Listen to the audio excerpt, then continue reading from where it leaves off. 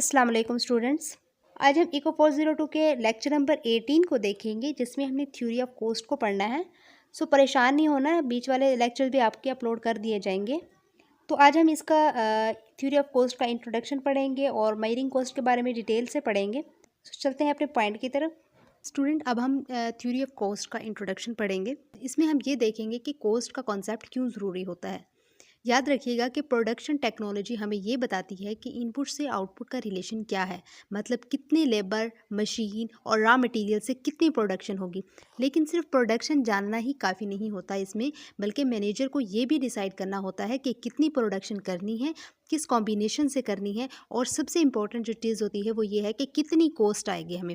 इसलिए हमें प्रोडक्शन को रुपीज़ या डॉलर्स की फॉर्म में कन्वर्ट करना पड़ता है, जिसे हम कॉस्ट कहते हैं। अकाउंटिंग कॉस्ट कौन सी होती है? ये वो कॉस्ट होती है जो बुक्स में लिखी हुई होती हैं। इसमें इंक्लूड होता है जैसे कि सैलरी हो गई, रेंट हो गया, इलेक्ट्रिसिटी का बिल हो गया, रॉ मटेरियल्स हो गए, मशीन की डेप्रिसिएशन हो गई, ठीक है। और जो पैसा एक्चुअल में पे किया गया हो वही हमारे पास अकाउंटिंग कॉस्ट होती है। क्लियर? अब इकोनॉमिक कॉस्ट क्या होती है? इकोनॉमिक्स में कॉस्ट का कॉन्सेप्ट थोड़ा जो है वो ब्रॉड होता है। यानी इकोनॉमिक कॉस्ट में आपकी अकाउंटिंग कॉस्ट भी होती है प्लस अपॉर्चुनिटी कॉस्ट भी होती है। Accounting cost plus opportunity cost हमारे पास क्या कहलाती है? इकोनॉमिक कॉस्ट कहलाती है। मतलब जो पैसा आप कमा सकते थे लेकिन नहीं कमाया गया।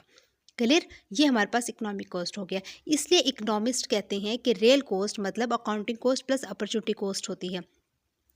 अब अपॉर्चुनिटी कॉस्ट क्या होती है? देखिए, अपॉर्चुनिटी कॉस्ट का मतलब होता है कि जब आप एक चॉइस सिलेक्ट करते हो तो जो बेस्ट अल्टरनेटिव छूट जाता है आपसे, उसकी वैल्यू अपॉर्चुनिटी कॉस्ट होती है। फॉर एग्जांपल, अगर कंपनी अपनी बिल्डिंग यूज़ कर रही है और रेंट नहीं दे रही उसका, तो क्या इसका मतलब जो है वो ऑफिस स्पेस फ्री है यहाँ पर? नहीं। क्यों? क्योंकि कंपनी उस बिल्डिंग को रेंट पर देकर पैसा भी कमा सकती थी। इसलिए उस लॉस्ट रेंट को अपॉर्चुनिटी कॉस्ट कहा जाता है। क्लियर? इसके बाद हम आ जाते हैं संक कॉस्ट पर। देखिए, संक कॉस्ट वो पैसा होता है जो पहले खर्च हो चुका हो और वापस नहीं आ सकता हो। इसका एक रूल याद रखिएगा कि संक कॉस्ट को हमेशा फ्यूचर डिसीजन में इग्नोर करना चाहिए। फॉर एग्जांपल, कंपनी ने जो है वो $5 लाख दिए एक बिल्डिंग खरीदने का ऑप्शन लेने के लिए। अब दो ऑप्शंस है, बिल्डिंग ए जो है वो 5.5 मिलियन टोटल डॉलर की है और बिल्डिंग बी जो है वो 5.25 मिलियन डॉलर की। अब सवाल यह है कि कौन सी बिल्डिंग लेनी चाहिए? करेक्ट आंसर 5.25 मिलियन वाली। क्यों? क्योंकि जो 5 लाख जो है वो पहले दिए गए थे वो संक कॉस्ट है, वो वापस नहीं मिलने वाले। इसलिए जो है वो डिसीजन पर जो है वो उनका कोई इफ़ेक्ट नहीं होना चाहिए। क्लियर? तो ये याद रखिएगा कि जो हमारे पास संक कॉस्ट होती है वो पास्ट एक्सपेंसेस होते हैं, यानी कि इग्नोर इन डिसीजन मेकिंग होता है। क्लियर? तो स्टूडेंट्स, ये सारी डेफिनेशंस आपकी याद करने वाली है। Measuring cost mean which cost matter, ये सारे आपके पॉइंट्स जो हैं याद करने वाले। देन हम आगे आते हैं। अब हम बात करेंगे फिक्स्ड एंड वेरिएबल कॉस्ट की। देखिए, टोटल कॉस्ट क्या होता है? प्रोडक्शन में आउटपुट दो चीज़ों से बनती है, एक फिक्स्ड इनपुट से, दूसरा वेरिएबल इनपुट से। इसलिए टोटल प्रोडक्शन कॉस्ट का फार्मूला होता है total cost is equal to fixed cost plus variable cost. Fixed cost क्या होती है? देखिए, फिक्स्ड कॉस्ट वो कॉस्ट होती है जो प्रोडक्शन कम या ज़्यादा होने से चेंज नहीं होती है। मतलब चाहे प्रोडक्शन 0 हो या 1000 यूनिट्स हो, ये कॉस्ट सेम रहती है। फॉर एग्जांपल, फैक्ट्री का rent, machine purchase, building cost, insurance. इसलिए कहते हैं कि फर्म जो है वो प्रोडक्शन करे या ना करे, फिक्स कॉस्ट फिर भी पे करनी पड़ती है। उसके बाद जो वेरिएबल कॉस्ट है वो क्या होती है? देखिए, वेरिएबल कॉस्ट वो कॉस्ट होती है जो आउटपुट के साथ चेंज होती है। जितनी ज़्यादा प्रोडक्शन उतनी ज़्यादा variable cost. For example, raw materials हो गए, लेबर वेजेस हो गई, इलेक्ट्रिसिटी यूज्ड इन प्रोडक्शन हो गया, पैकेजिंग हो गई, ठीक है। तो मतलब प्रोडक्शन बढ़ेगी तो वेरिएबल कॉस्ट भी बढ़ेगी, प्रोडक्शन कम होगी तो वेरिएबल कॉस्ट भी कम होगी। क्लियर? इसके बाद हमारे पास है fix cost versus sunk cost. देखिए स्टूडेंट्स, यहाँ पर कुछ आप कंफ्यूज भी हो सकते हैं, लेकिन आपने ध्यान से देखना है कि फिक्स कॉस्ट और संक कॉस्ट में क्या फ़र्क है। फिक्स कॉस्ट हर पीरियड पे करनी पड़ती है, रिकवर हो सकती है फ्यूचर में, और संक कॉस्ट एक दफ़ा पे होगी, वापस नहीं मिल सकती। फॉर एग्जांपल, फैक्ट्री रेंट जो है वो फिक्स कॉस्ट है। पेड कंसल्टेंसी जो है फ़ी हमारे पास, ये वापस हमें नहीं मिलेगी, इसलिए ये संक कॉस्ट है। सो आप एक चीज़ याद रखिएगा, यहाँ पे हमारे पास एक एग्जांपल भी दी गई है। देखिए, पर्सनल कंप्यूटर इंडस्ट्रीज़ है, कंप्यूटर बनाने में कंपोनेंट्स और लेबर्स ये सब वेरिएबल्स कॉस्ट होती हैं। इसलिए कंप्यूटर इंडस्ट्री में मोस्ट कॉस्ट जो है वो क्या होती हैं? वेरिएबल्स होती हैं। अब जो सॉफ्टवेयर बनाने में सबसे महंगी चीज़ होती है वो क्या होती है? सॉफ्टवेयर डेवलप करना। एक दफ़ा सॉफ्टवेयर बन गया, फिर कॉपीज़ बनना जो है वो चीप होता है। इसलिए सॉफ्टवेयर इंडस्ट्री में मोस्ट कॉस्ट यानी कि संक कॉस्ट हो गया। क्लियर। अब पिज़्ज़ा है, पिज़्ज़ा बिजनेस जैसे कि पिज़्ज़ा शॉप में सबसे महंगी चीज़ होती है शॉप रेंट और जो है वो इक्विपमेंट या फिर ओवंस, ये सब फिक्स्ड कॉस्ट होते हैं। इसलिए पिज़्ज़ा बिजनेस में जो है वो लार्जेस्ट कॉस्ट यानी कि फिक्स्ड कॉस्ट होता है। क्लियर। तो याद रखिएगा, टोटल कॉस्ट क्या है, फिक्स्ड कॉस्ट आउटपुट से चेंज नहीं होती, वेरिएबल कॉस्ट आउटपुट के साथ चेंज होती है। कंप्यूटर इंडस्ट्री में मोस्टली वेरिएबल कॉस्ट होते हैं, सॉफ्टवेयर इंडस्ट्री में मोस्टली संक कॉस्ट होते हैं और पिज़्ज़ा बिजनेस में मोस्टली फिक्स्ड कॉस्ट होती है। ठीक है। अब हम बात करेंगे शॉर्ट रन कॉस्ट के बारे में। शॉर्ट रन का मतलब होता है कुछ इनपुट्स फिक्स्ड होते हैं जैसे मशीन्स, बिल्डिंग वगैरह, और कुछ इनपुट्स वेरिएबल होते हैं जैसे कि लेबर वगैरह। अब मार्जिनल कॉस्ट क्या होती है? मार्जिनल कॉस्ट मतलब एमसी का मतलब होता है कि एक और एक्स्ट्रा यूनिट प्रोड्यूस करने की कॉस्ट। मतलब अगर प्रोडक्शन 10 से आप 11 यूनिट्स हो जाते हैं, यानी पहले आप 10 यूनिट्स करते थे, अगर आप 11 यूनिट्स जो है वो प्रोडक्ट बनाएं, यानी एक आपने एक्स्ट्रा बना लिया, तो वो जो उसके ऊपर जो कॉस्ट होगी वो क्या होगी, हमारे पास एमसी होगी। अब फिक्स कॉस्ट एमसी को अफेक्ट नहीं करती, याद रखिएगा। क्यों? क्योंकि फिक्स कॉस्ट चेंज ही नहीं होती, इसलिए एमसी सिर्फ वेरिएबल कॉस्ट से रिलेटेड होती है। इसके बाद जो एवरेज टोटल कॉस्ट होती है ये क्या होती है, यानी कि एटीसी। एवरेज टोटल कॉस्ट यानी कि एटीसी का मतलब होता है कि पर यूनिट कॉस्ट ऑफ प्रोडक्शन, मतलब एक यूनिट बनाने में एवरेज कितनी कॉस्ट लग रही है। इसका फार्मूला भी हमारे पास ये है, ATC is equal to AFC plus AVC, यानी average total cost is equal to average fixed cost plus average variable cost.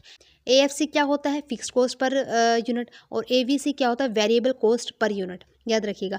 सो याद रखिएगा कि एक प्रोडक्शन की कॉस्ट जो होती है वो क्या होती है, फिक्स कॉस्ट का हिस्सा प्लस वेरिएबल कॉस्ट का हिस्सा मिलाकर एक प्रोडक्ट की कॉस्ट बनती है आपकी। इसके बाद शॉर्ट रन कॉस्ट किस चीज़ पर डिपेंड करती है? देखिए, शॉर्ट रन में कॉस्ट डिपेंड करती है प्रोडक्शन फंक्शन पर, मतलब इनपुट से आउटपुट कितनी एफिशिएंटली बन रही है। यहाँ दो सिचुएशंस होती हैं, एक इंक्रीजिंग रिटर्न्स और दूसरा डिक्रीजिंग रिटर्न्स। इंक्रीजिंग रिटर्न्स क्या होता है, यानी कि एफिशिएंसी इंक्रीज जब वर्कर्स और इनपुट्स एफिशिएंट हो जाते हैं, ठीक है, आउटपुट फास्ट इंक्रीज होता है, वेरिएबल कॉस्ट स्लो इंक्रीज होती है, ठीक है, तो रिजल्ट हमारे पास क्या निकलता है, कॉस्ट पर यूनिट कम हो जाती है, यानी प्रोडक्शन एफिशिएंट है बट कॉस्ट आपकी कम होगी।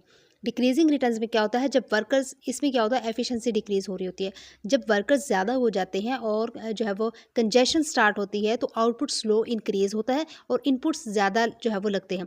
मतलब रिजल्ट क्या निकलेगा, कॉस्ट पर यूनिट बढ़ रही है, यानी प्रोडक्शन इनएफिशिएंट है और कॉस्ट ज़्यादा है। वेज रेट और मार्जिनल कॉस्ट का भी रिलेशन है। यहाँ पर एज्यूम कर लेते हैं कि वर्कर्स की वेज रेट फिक्स है, तो मार्जिनल कॉस्ट जो है वो डिपेंड करेगी वेट रेट पर और वेज रेट पर, और लेबर जो है वो प्रोडक्टिविटी पर, यानी एमपी जो है वो हमारे पास मार्जिनल प्रोडक्ट ऑफ लेबर होता है। ठीक है।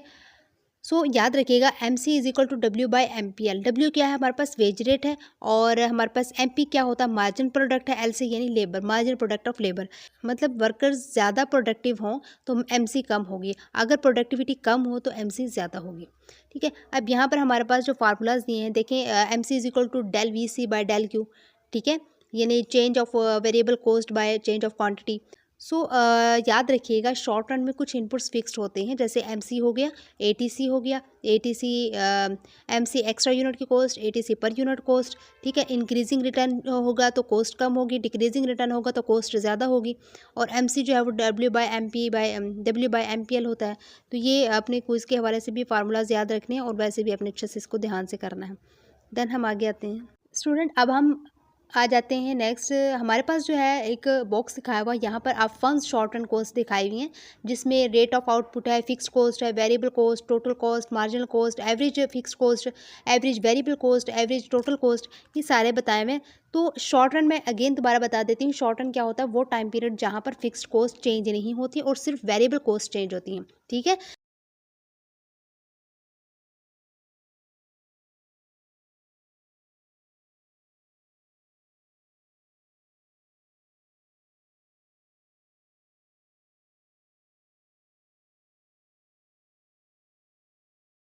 तो ये फैक्टर एंड जो फिक्स कॉस्ट होता है, लेबर प्लस इलेक्ट्रिसिटी ये वेरिएबल कॉस्ट होता है, क्योंकि ये चेंज होते रहते हैं, क्योंकि लेबर की भी जो पेमेंट चेंज होती रहती है, इलेक्ट्रिसिटी का जो यानी जो आपका बिल आता है वो भी चेंज होता है, ये वेरिएबल कॉस्ट है।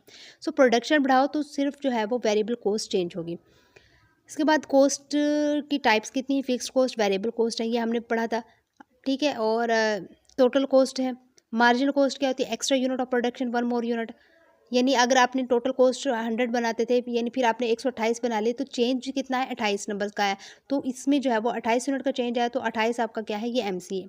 ठीक है, ये सारे आपकी मैंने जो पीछे हमने पढ़े हैं ये वही चीज़ है। लेकिन अब हम आ जाते हैं डायग्राम पर। देखिए ऊपर ग्राफ में जो 3 कर्व्स हैं हमारे पास, एफसी कर्व, वीसी कर्व और TC curve. FC curve straight horizontal line, क्यों? क्योंकि फिक्स कॉस्ट आउटपुट से चेंज नहीं होती। ठीक है, सो याद रखिएगा प्रोडक्शन हो या ना हो, रेंट आपको देना ही होगा जब आप रेंट पे ले लेते हैं किसी चीज़ को। इसके बाद वेरिएबल कर्व है, अपवर्ड कर्व, पहले स्लो फिर फास्ट। रीज़न क्या है? स्टार्ट में वर्कर्स एफिशिएंट होते हैं और कॉस्ट स्लो बढ़ती है, बाद में ओवर क्राउडिंग हो जाती है और कॉस्ट क्या हो जाती है फिर फास्ट हो जाती है। ठीक है, इसके बाद टोटल कॉस्ट कर्व क्या होती है? टोटल कॉस्ट कर्व होती है F C plus B C की, इसलिए शेप जो है वो बी सी जैसी है, एफ सी से ऊपर स्टार्ट होता है। ठीक है, यानी टी सी हमेशा वी सी के पैरेलल होता है। ठीक है, इस डायग्राम से आपको शो हो गया होगा। देन हम दूसरे डायग्राम पर आ जाते हैं। यहाँ पे हम M C, A T C, A V C, A F C ये सारे देख रहे हैं। ए एफ सी क्या होता है? A F C curve shape इसकी कॉन्टीन्यूसली जो है वो डाउनवर्ड होती है। क्यों? क्योंकि ए एफ सी जो है वो क्या होता है? एफ सी बाई क्यू होता है। ठीक है, fix cost by quantity, output फिर divide by more and then fall. A F C कभी ऊपर नहीं जाती है। ठीक है, ए वी सी कर्व क्या होती है? ये शेप इसकी यू शेप होती है। रीज़न क्या है? पहले स्टार्ट में जो है वो स्पेशलाइजेशन होती है, देन कॉस्ट इसकी गिर जाती है, बाद में क्या होता है? डायमेंशनिंग रिटर्न्स होता है और कॉस्ट बढ़ती है। एटीसी कर्व क्या होता है? इसकी जो है वो ऑल्सो यू शेप होती है ये भी। क्यों? क्योंकि एटीसी जो है वो क्या होता है? एएफसी प्लस एवीसी के, एटीसी ऑलवेज एवीसी से ऊपर होती है। ठीक है, अब आ जाता है हमारे पास इंपॉर्टेंट पॉइंट एमसी कर्व, ये भी यू शेप होती है इसकी भी। इसमें क्या होता है कि एमसी, एटीसी और एबीसी को उनके मिनिमम पॉइंट पर कट करती है। इसका गोल्डन रूल है कि एमसी जो है वो एटीसी और एबीसी को उनके मिनिमम पॉइंट पर कट करती है। याद रखिएगा एमसी जो है ये एग्जाम के हिसाब से भी आपने याद रखना कि एमसी जो है वो लेस देन होती है एटीसी के जब एटीसी फॉल हो रहा हो, और एमसी है ग्रेटर देन होगा एटीसी के जब एटीसी राइज हो। सेम रूल फॉर एबीसी के लिए होगा। ठीक है, अब याद रखिएगा कि फैक्ट्री वर्कर्स के हम एक एग्जांपल लेते हैं। अगर एक वर्कर है तो काम स्लो होगा और कॉस्ट हाई होगी। अगर मोर वर्कर्स हैं तो टीम वर्क होगा और कॉस्ट स्लो होगी। सो ज़्यादा वर्कर्स रश होगा तो कॉस्ट हाई होगी। ठीक है, इसलिए कर्व्स यू शेप होती हैं। ठीक है, सो याद रखिएगा एफ सी हमेशा कांस्टेंट होती है, A F C always fall होती है, A V C and A T C U shape होती है और एम सी जो है वो यू शेप प्लस कट्स करती है A T C and A V C को। रीजन ऑफ एवरीथिंग क्या होगा? लॉ ऑफ डायमेंशनिंग रिटर्न्स होगा इसका। ठीक है, देखिए हमारे पास लिखा हुआ the line drawn from the origin to the tangent of the variable cost curve, its slope equals ABC, the slope of a point on BC equals MC, therefore MC is equal to ABC at 7 units of output point by A। मतलब graph में जब हम origin यानी कि zero से जो है वो BC कर्व पर जो है वो लाइन ड्रा करते हैं, उस लाइन की स्लोप क्या होती है? एवरेज वेरिएबल कॉस्ट होती है, यानी कि AVC होती है। क्यों? क्योंकि AVC जो है क्या होता है? VC बाई क्यू के बराबर होता है और स्लोप हमेशा राइज होती है यानी रन करती है और कॉस्ट बाय आउटपुट होती है, इसलिए AVC हमारे पास, इसलिए इसकी स्लोप क्या होती है? AVC होती है। अब हम बात करते हैं the slope of a point on VC equals MC की। इसका मतलब होता है कि अगर हम VC कर्व पर किसी एक पॉइंट की स्लोप निकालें तो वो होती है मार्जिनल कॉस्ट यानी कि MC। क्यों? क्योंकि MC जो है वो चेंज इन कॉस्ट होती है और change in cost by change in output होती है। ये एग्जैक्टली स्लोप होती है कर्व की। सो याद रखिएगा VC कर्व की स्लोप जो है वो क्या होगी? MC होगी। अब यहाँ पे therefore MC is equal to AVC at 7 units of output point A। इसका मतलब होता है कि ग्राफ में जहाँ ओरिजिन से टेंजेंट लाइन VC को टच करती है वहीं MC is equal to AVC हो जाती है और ये होता है AVC का मिनिमम पॉइंट। ठीक है, जहाँ MC और AVC इक्वल होते हैं वहीं AVC मिनिमम होती है। क्लियर? अब हम दूसरे पार्ट पर आ जाते हैं। यहाँ पे हमारे पास जो पहला है AVC फॉल्स कॉन्टीन्यूसली आ जाता है। ठीक है, अब AFC is equal to FC by Q होता है। ठीक है, यानी AFC हमेशा गिरती रहती है, कभी ऊपर नहीं जाती, याद रखिएगा। और यहाँ पे रूल नंबर 1 है MC लेस देन AVC और जो है वो आपके पास कॉस्ट डिक्रीज हो रही है, यानी जब MC छोटी हो एवरेज कॉस्ट से, मतलब नेक्स्ट यूनिट सस्ती बन रही है तो एवरेज कॉस्ट जो है वो गिरेगी। जब MC एवरेज से कम हो एवरेज हमेशा नीचे आती है। ठीक है, जब MC ग्रेटर देन AVC हो तो क्या होता है? देखिए जब MC बड़ी हो एवरेज से तो मतलब नेक्स्ट यूनिट महंगी बन रही है तो एवरेज कॉस्ट बढ़ जाएगी। ठीक है, इसके बाद एक गोल्डन रूल है हमारे पास यहाँ पे कि MC is equal to AVC and ATC at their minimum point. MC curve हमेशा AVC को मिनिमम पर कट करती है, ATC को मिनिमम पर कट करती है। ये ग्राफ का मोस्ट इंपॉर्टेंट रूल होता है। ठीक है, वाई AVC मिनिमम ATC से पहले होती है, यानी minimum AVC occurs at lower output than minimum ATC due to FC। यानी ATC जो है वो हमारे पास AVC प्लस AFC होता है। AFC स्टार्ट में बहुत हाई होती है, इसलिए ATC को नीचे आने में ज़्यादा टाइम लगता है। ABC पहले मिनिमम हो जाती है, ठीक है। सो FC की वजह से ATC का मिनिमम ABC से बाद में आता है। क्लियर स्टूडेंट्स, यहाँ पे आपका लेक्चर एंड हो जाता है। उम्मीद है आपको चीज़ें क्लियर हुई होंगी। इंशाल्लाह मिलेंगे बहुत जल्द नेक्स्ट लेक्चर में। इजाज़त दीजिएगा। Thank you so much and Allah हाफिज़।